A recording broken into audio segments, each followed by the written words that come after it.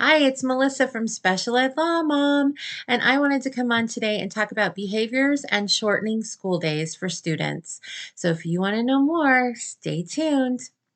So if you haven't experienced it, you might know someone that has. Students act out at school. They have behaviors. Kids with disabilities get frustrated and they don't know how to express themselves, and so they act out. And the schools get frustrated and don't always know how to address that. And sometimes their solution is to call mom and send the kid home early.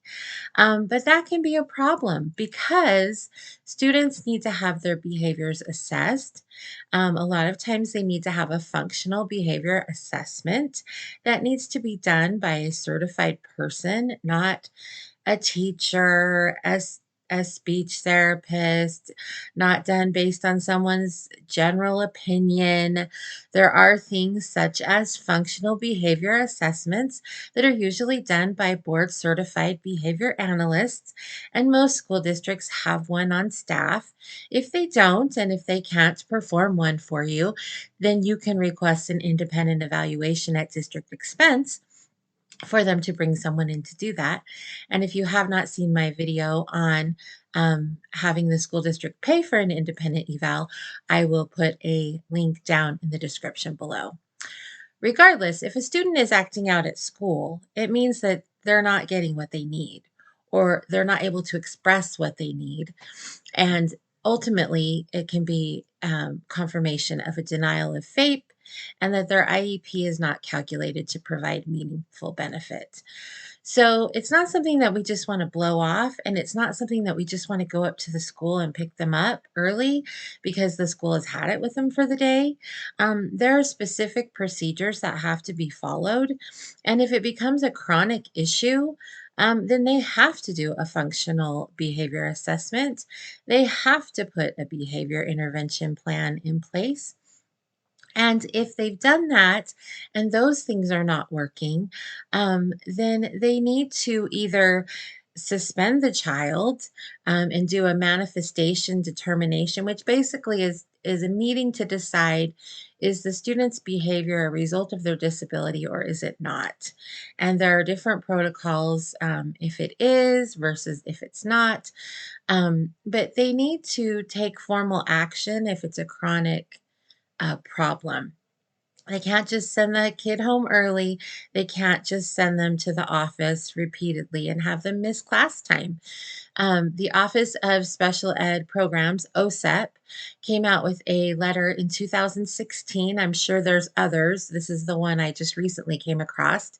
It's a Dear Colleague letter about this very issue.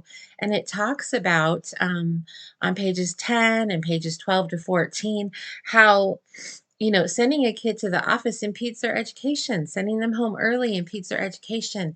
It is, in my words, stating that it's easy for someone to prove that their education is impeded if they're missing class time, and that it can also be a strong support, again, that their IEP is not calculated to provide meaningful educational benefits.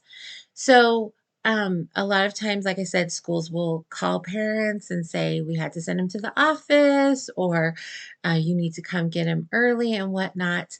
One document that I just read, I learned a new vocabulary word, which is always interesting. But it talked about if you're sending a child to the office or you're sending them home early, I believe they phrased it as tantamount to suspending them, which essentially means in lieu of suspending them because you don't want to go through the process to suspend them. Um, that's not okay. And not that I want any child to be suspended. I believe all children deserve an education. They should be in school. They should be receiving FAPE. Um, but the suspension and the manifestation process actually makes the school have to step up and address behaviors that are happening rather than scolding the child, putting it, pushing it under the rug or sending them home. So, I have some experience in advocating for this. I would love to help you if you need help. I have a great letter that I can send out that basically lets a school know, hey, not okay. We know it's not okay, and this is what you need to do. So, if you need an advocate to help you with that, I would love to step in and do so. You can reach me at specialeducationlawmom@gmail.com.